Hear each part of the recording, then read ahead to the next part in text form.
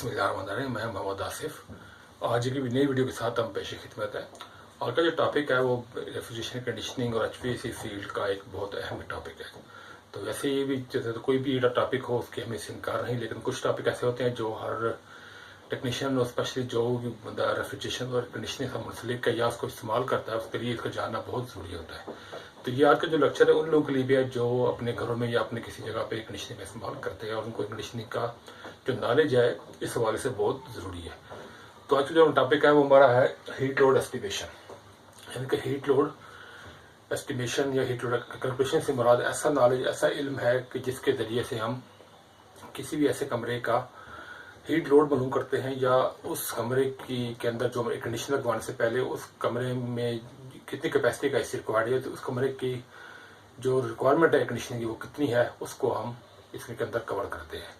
तो इसका नाम हीट लोड एस्टिमेशन भी और हीट लोड कैलकुलेशन भी है। तो ये दोनों वर्ड इस्तेमाल होते हैं। और ये इससे पहले हम इसका बैकग्राउंड समझेंगे ये क्यों ज़रूरी है। ये इसलिए ज़रूरी है कि अगर हम एयर कंडीशनिंग लगवाने से पहले या कहीं का हमें लगाना है, कोई एसी प्लांट फिट करना है, छोटा एसी लगाना है किसी डोमेस्टिक में, कमर्शियल में, इंडस्ट्रियल लेवल में, तो जब तक उसका हम पहले हीट लोड नहीं निकालते तब तक हमें नहीं अंदाजा होता कि यहाँ पर कितनी कैपेसिटी का एसी फीजिबल होगा, ये कितनी कैपेसिटी का एसी होगा तो वो हमारी रिक्वायरमेंट पूरी करेगा।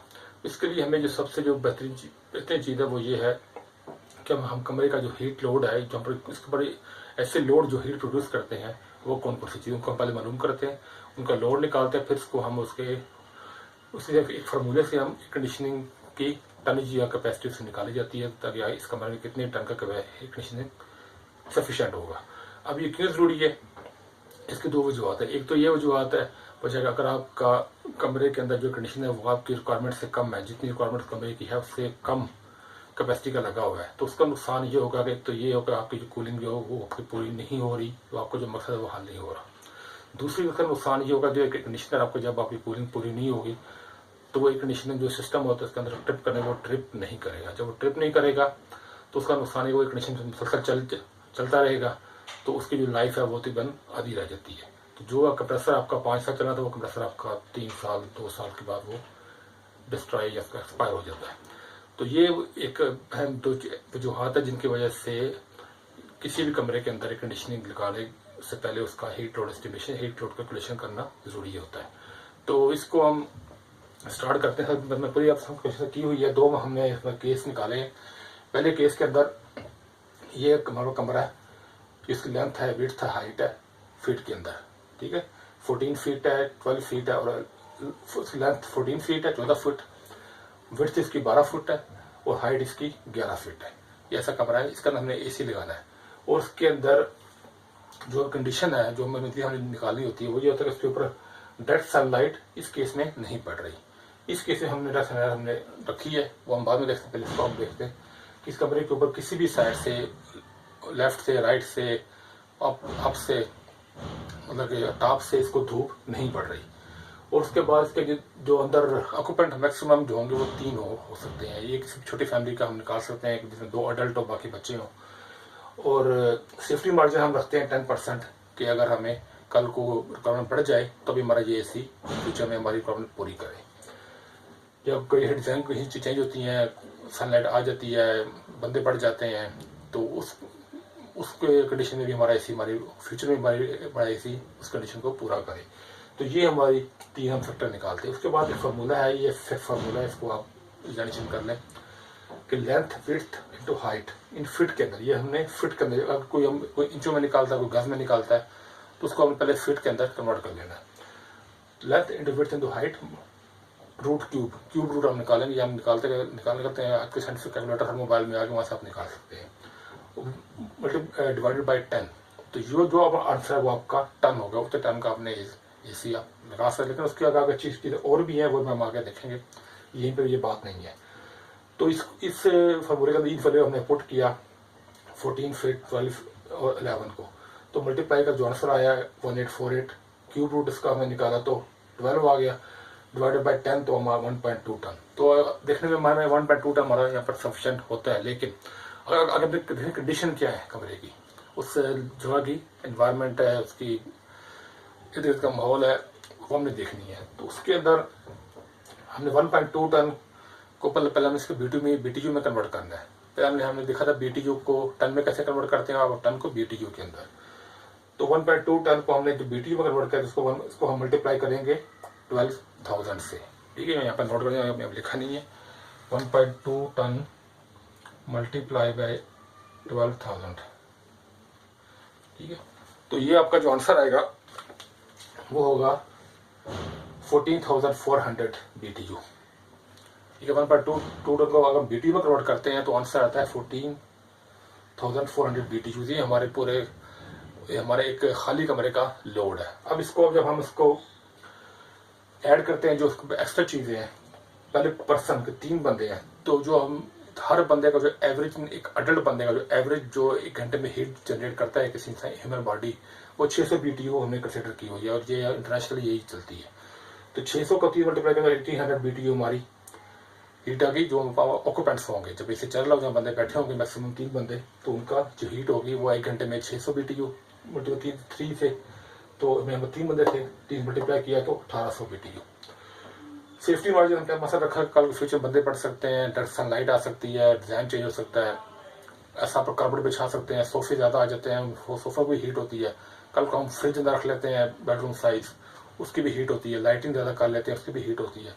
तो वो हम 10% के मार्जिन हम रखते हैं। तो वो 10% हमने निकालना है इस फिगर का। ठीक है, तो वो आपको आएगा 1440 बीटीयू। ठीक है, इन सबको जब टोटल करेंगे तो हमारे पास टोटल आ जाता है बीटीयू 17640 बीटीयू, 17,640 बीटीयू वहाँ पे टोटल लोड है। अब इसका हमने एसी की कैपेसिटी से निकालनी, कितनी कैपेसिटी का एसी रिक्वायर्ड होगा। तो वो हम देखते हैं, तो हमने जब total required tonne required 1740 divided by 12,000 जो हमारा एक फार्मूला है उसके मुताबिक 1.4 टन, यानी कि हमें इस कंडीशन, इस कमरे के अंदर जो हमें वो 1 टन से 1.5 टन दरमियान, 1 टन का भी सूटेबल है और 1.5 टन का भी, इन दोनों दरमियान जो 1.25 टन का या 1 होता नहीं, लेकिन 1 टन 1.5 टन के अवेलेबल हो, तो आप 1.5 टन का आपको बस एक एक्सेसिव के साथ अवेलेबल होगा, आपके साथ काफ़ी होगा। और 1 टन का अगर आप इनका चले तो आपके लिए वो काफ़ी होगा, 1 टन भी, कोई इशू उसमें नहीं है।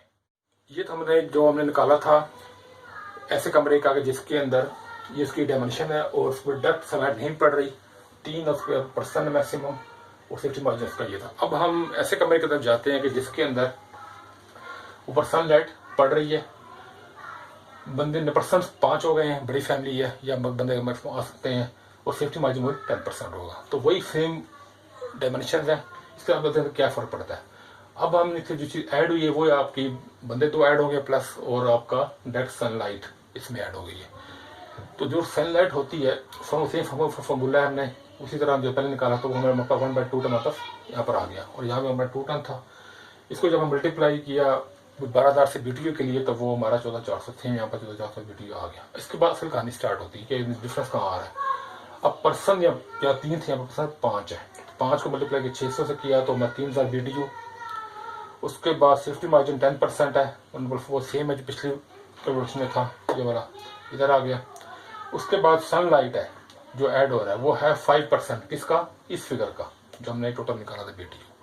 तो 5% जो हमने निकाला वो 720 निकला हमारा। तो टोटल सब जमा करेंगे तो हमारा बंदा 19,560 बीटीयू। ठीक, यहाँ पर कितना था 17,640, यहाँ पर 19,560, एक हमारा 5% एड ऑन प्लस 2 बंदे बढ़ने से इतना हमारे पास बीटीयू बढ़ गया है। अब इसको हमने इसका टन निकालना है, 19,560 को 12,000 जो हमारे पेट फिगर है उसको डिवाइड करते हैं तो 1.6 टन। ठीक है, तो यहाँ पर जो हमारा निकला था वो था 1.4 टन। 1 से 1.5 टन कोई भी इसी हम लगा सकते हैं, कोई इशू नहीं, 1 टन का भी चल जाता है। लेकिन यहाँ पर हमें 1.5 टन से कम बिल्कुल भी रिक्वायर नहीं हो, जो हमारे लिए काफ़ी नहीं होगा। कम से कम हमें यहाँ पर 1.5 टन है और 2 टन के दरमियान, 2 टन का भी एसी यहाँ पर सफिशिएंट हो सकता है, और 1.5 टन का भी आपको पूरा आपको कूलिंग देगा। तो ये था आज हमारा टॉपिक। इसके अंदर मैं दोबारा बातें रिकैप कर दूं कि ये क्यों ज़रूरी है। ये जो मैं की क्वेश्चन को आप दोबारा बार बार देख तो आप समझ सकते हैं। कोई सवाल हो आपको आप कमेंट्स बॉक्स में कर सकते हैं, आपको आप जवाब मिलेगा।